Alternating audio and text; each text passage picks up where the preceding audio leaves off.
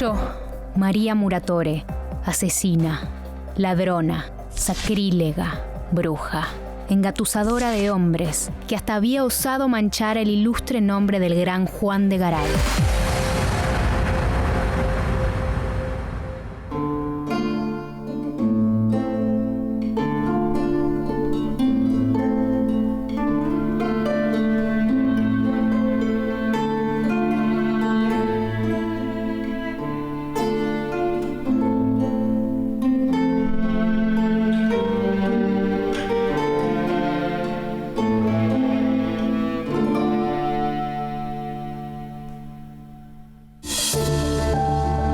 El personaje que vamos a conocer hoy es completamente novedoso y sin embargo se ubica en la historia más remota de la Argentina.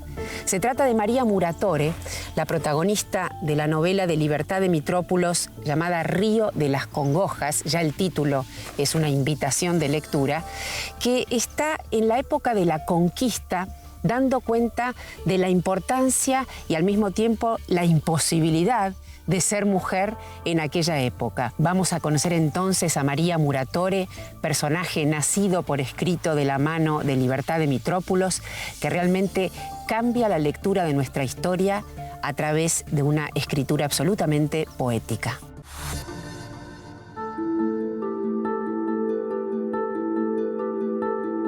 En su premiada novela Río de las Congojas, Libertad de Mitrópolos cuenta la historia de María Muratore, al tiempo que renueva el relato de la conquista, no solo de América, sino también de las mujeres, huérfanos, marginales, bastardos y prostitutas que abundan en toda su narrativa. La heroína de su novela viaja y pelea, participa de las guerras, llegándose a vestir de hombre como lo hace también el personaje de Guimaraes Rosa en la gran novela latinoamericana Gran Sertón Veredas. Los otros personajes que acompañan a María Muratore son su marido Blas y su amante, nada menos que el conquistador Juan de Garay. Con él, María viajará en la expedición para la segunda fundación de Buenos Aires a fines del siglo XVI. Se dice que cuando María llegó a Santa Fe, vagando por el río, los cardos florecieron.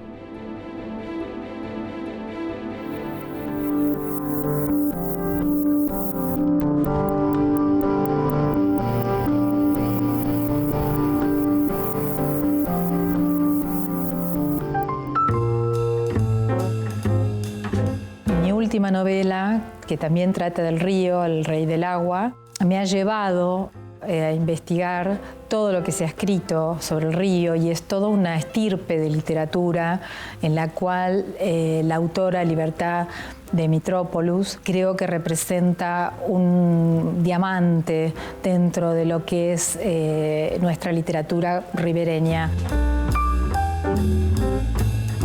Claudia, hay algo que tienen muy en común vos y Libertad de Mitrópolos, que es nada menos que el agua, y sobre todo el agua que fluye, aunque en distintos ríos. ¿Es verdad todo eso que Libertad de Mitrópolos dice que dice el río? Sí, pasa algo, yo no sé, no puedo hablar tampoco por otros, pero a la vista de la literatura de río yo diría que sí, que hay algo, hay un encantamiento muy fuerte que ha influido muchísimo en la literatura. Realmente yo me enamoré del río. Como digo, no hay un amor más inútil que enamorarse de un río, pero bueno, me hace feliz en todo caso, no me causa mayores conflictos. Todo lo que dice ella y expresa en esta novela El Río de las Congojas, en sus descripciones, me siento muy cerca, muy representada. Realmente este río marrón es un río muy sugerente. Creo que esta misma característica de no poder ver a simple vista sus profundidades genera aún más fantasía, más imaginación y bueno, son estos ríos, el movimiento desde Heráclito hasta aquí, que lo ha expresado lo más bien, no nos podemos bañar dos veces en el mismo río y esta idea de movimiento es lo que va a atravesar toda la literatura de río.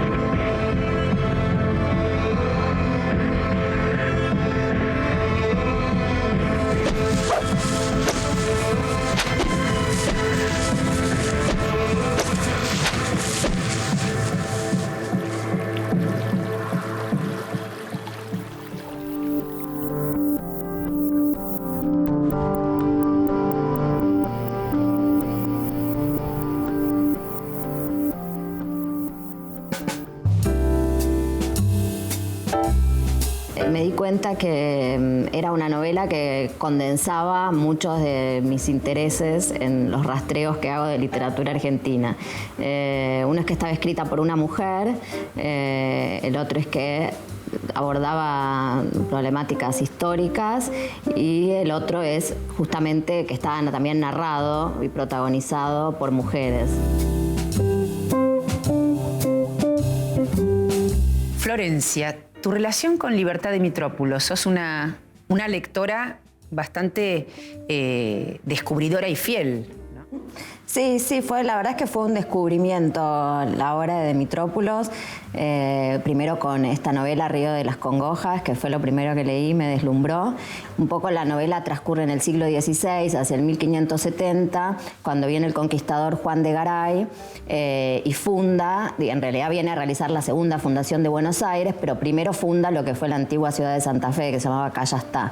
Y después se va a hacer la segunda fundación de Buenos Aires y esa ciudad queda abandonada. Entonces los mestizos que habían combatido con Garay para fundar Santa Fe se habían quedado al margen de los derechos políticos en la nueva ciudad, digamos, disconformes. Hay un alzamiento, una insurrección, que es creo que de las primeras insurrecciones americanas contra la colonia española, y fracasan, ¿no? Son fusilados. Entonces la novela un poco gira en torno a la historia de estos personajes mestizos, ¿no? Con una heroína que es María Muratore, que es mestiza, ¿no? También.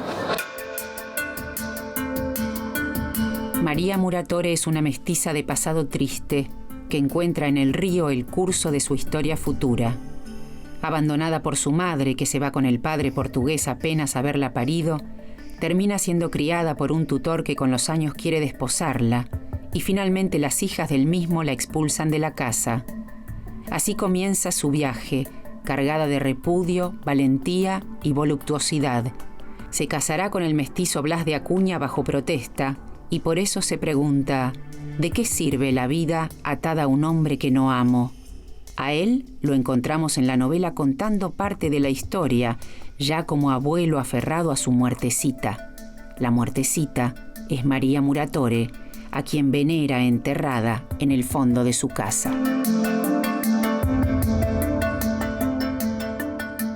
No hay tantos personajes femeninos en la literatura argentina y menos aún de la altura, por llamarlo de algún modo, de María Muratore, del fulgor, de la audacia, sí. De la voluptuosidad, Sí. De la rebeldía y al mismo tiempo una mujer que encarna una tragedia histórica. Sí, es extraordinario ese personaje. Creo que yo no he leído toda la obra de la autora, pero creo que para cada novela hay una mujer y hay un viaje. Pero además son mujeres en viaje, no que viajan porque están en un buen pasar, sino que tienen un origen bastante turbio. Exacto. Y una de las cosas interesantes que le pasa a María Muratore, que es muy interesante, que en ese viaje descubren el goce. Este es parte del viaje, porque generalmente salen, como decías vos, sometidas o violadas, pero son mujeres que han descubierto el goce y eso creo que les da una enorme libertad. Yo tengo, no sé, directamente esa parte, dice: algo nuevo venía ocurriéndole a mi cachuchita, desde que seguía a los perros en sus travesuras y juegos de rojeces. Algo nuevo le venía ocurriendo y yo sin madre para averiguarlo. ¿Qué le ocurría para ponerse como un bicho picudo, peludo y chorreante? Eso me hacía gritar por las noches, según la negra encarnación. Eso a él debió gustarle, porque desde aquella noche vino muchas más a buscar mi cachuchita y a besarla y a hacerla hablar y quejarse y suspirar. Y a veces hasta la hacía gritar, y no de miedo sino de placer, porque después de aquella noche el silencio ya no le importaban a él ni a mi cachuchita. Más allá de lo que representa, digamos, la forma en que lo enuncia, Sí. Es gozoso desde la lengua.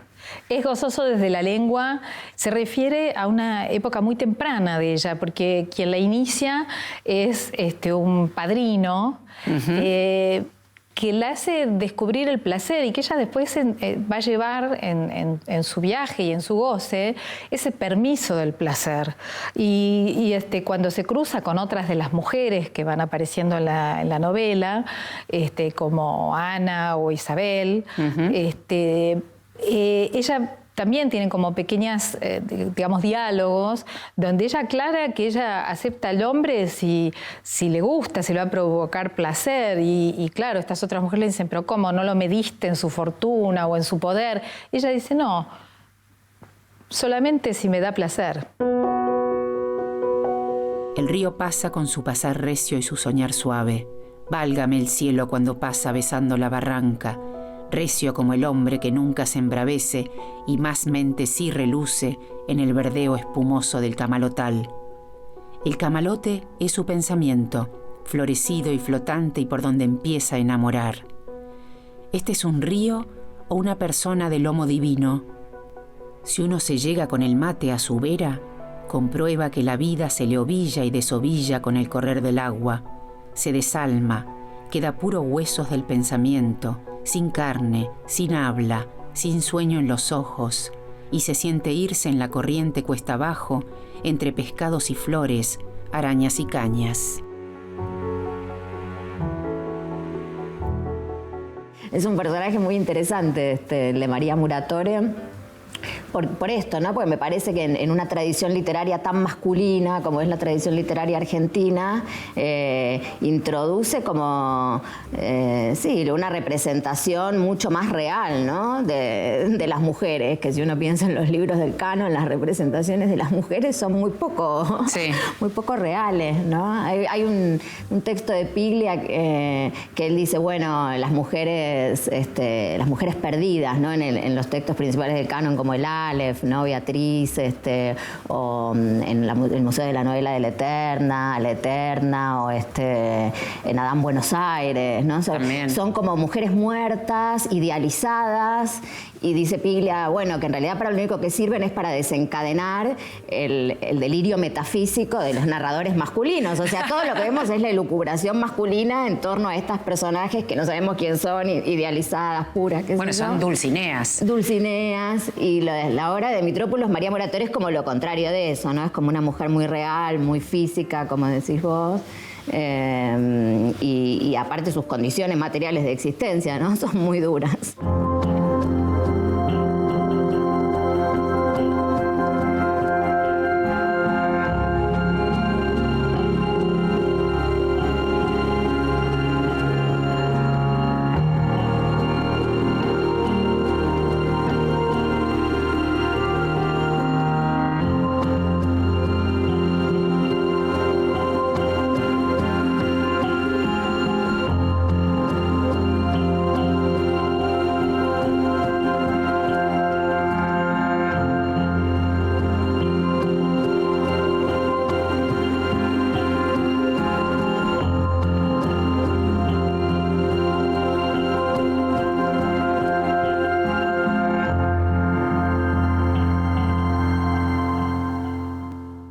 Hay otro momento bastante duro, violento. Ahora me están hurgando mi cachuchita con un fierro caliente.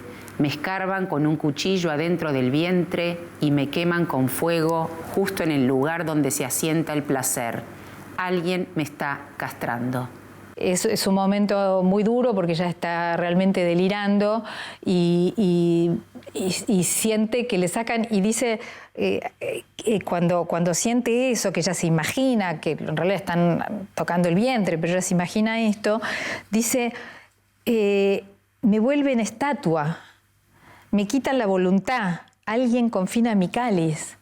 O sea, siente que pierde como su punto de libertad. Es raro porque el personaje de María Muratore es como que tiene una conciencia feminista totalmente anacrónica, digamos, para el siglo XVI, pero bueno, de Mitrópolos quiso construir esta heroína que, digamos, lucha por ser libre y justamente no puede ser libre porque es mujer, ¿no? En el espejo del agua ya estaba escrito mi destino. El barquichuelo rolaba en el río siguiendo la corriente y rolaban también los camalotes, como pensamientos tibios. El agua turbia y los camalotes.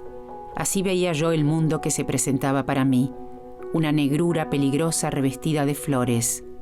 Entre estos va mi hombre, mi compañero, mi asesino. Los miraba uno por uno, desconfiando, esperando, soñando. Yo era una mujer entre tantos hombres. Libertad de Mitrópolos era una escritora quizás distinta desde el punto de vista de lo que son, digamos, las generaciones, porque no es que está junto a Silvina Ocampo, a Victoria y a todo el grupo, digamos, de una época, incluso es posterior, y fue una escritora bastante aislada, ¿no? Sí, ella misma se define como una escritora solitaria. Tal vez, creo que ella lo dice, no es una interpretación mía, tiene que ver también con haberse criado en Jujuy, en una pequeña localidad, aparentemente en solitario, o sea, con bastante soledad, y también muy empapada de lo que es el indigenismo de la zona. Le llama la atención en Ledesma, ¿no? En las plantaciones de azúcar, lo que sucede ahí con los marginados, y creo que ella misma se va identificando con esto. Y a pesar de que se viene a vivir a Buenos Aires, yo creo que ella conserva esto de ser una escritora por fuera de la urbe, ¿no? Y ella dice que ella no hace, digamos, política literaria, es decir, que no está en las pasarelas. Cuando le dan un premio muy importante, ella hace como una especie de declaración de principios. Cuando le dan el Boris Vian. El Boris Vian hace un discurso como justamente anti, digamos, estar en lo que ella llama estar en la pasarela. Estas cosas siempre son un poco sospechosas, ¿no? Porque uno dice, bueno, ¿será así o será también a veces una dificultad de carácter o una manera, un estilo? En definitiva, ella se declara como una escritora solitaria y que intenta, dice ella humildemente, abarcar las regiones, no la ciudad, sino las distintas regiones de la Argentina. Es decir, que mira la periferia, no el centro.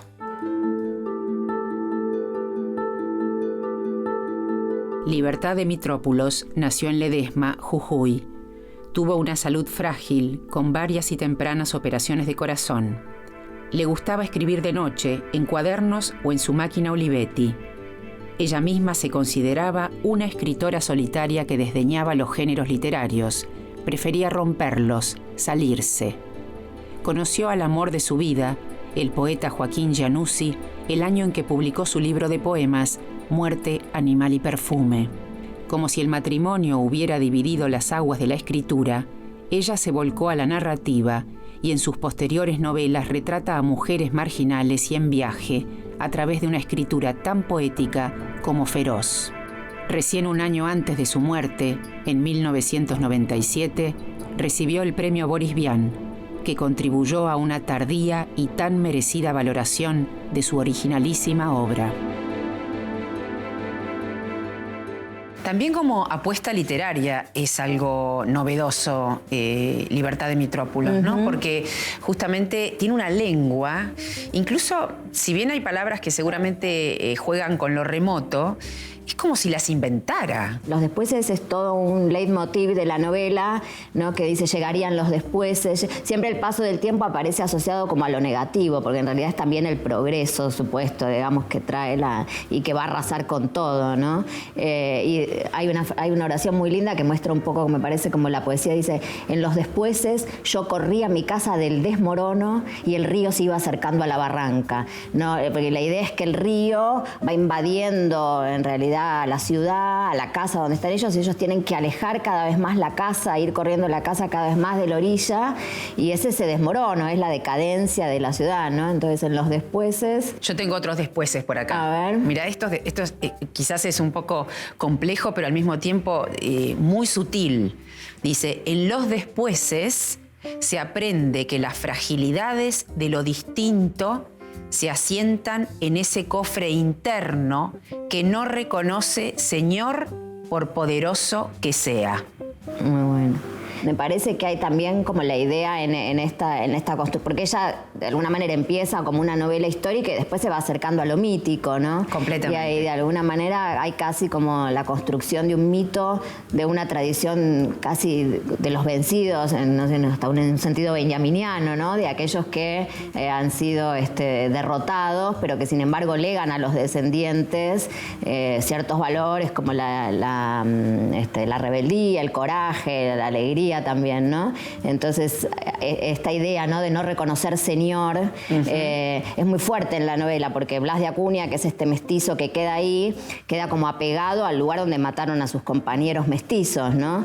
Y todos van dejando la ciudad y él queda ahí, permanece como mirando las ruinas, pero también afirmando en ese acto una cierta dignidad que también implica una lucha futura, ¿no? Porque hay otra frase que también me gusta, es muy poética, que dice: en las derrotas late el desquite.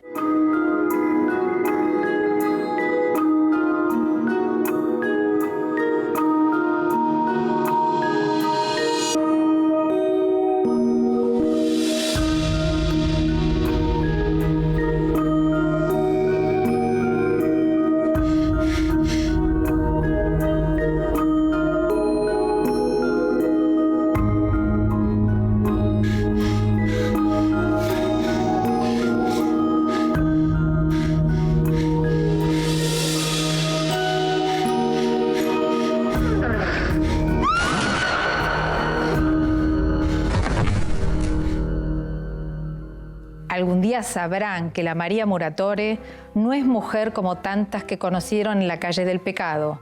Sabrán que es la mujer que han querido matar y no han podido, y la que tendrán que respetar. Flor de declaración. Sí, una declaración que en realidad termina con su propia muerte, ¿no? Sí. Lo interesante es que esa muerte está anunciada desde el principio. Sí.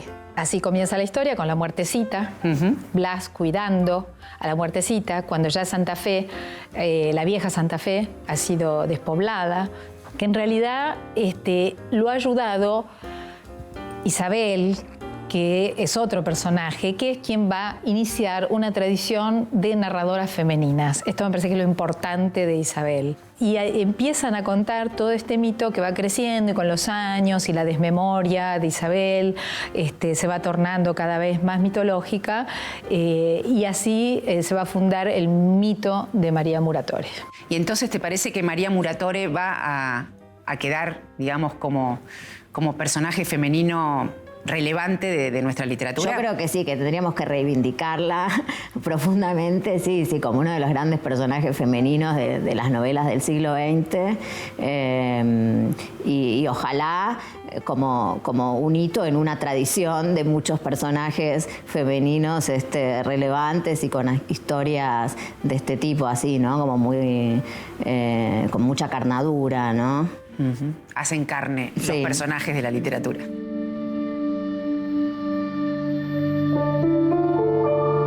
El sufrimiento fue tapándole las palabras a María Muratore y crecieron los silencios en la boca para volverlas quejido. Finalmente fue entrando en un desmayo blanco y frío. Así acabó la vida de María Muratore. Se hallaba en brazos de Blas y para él quedó su cuerpo. Terminada la guerra, 2 meses después, Blas pidió permiso para transportar sus restos a Santa Fe. Era su legítima mujer. ¿No lo decían las leyes? Las leyes de los hombres y las del corazón.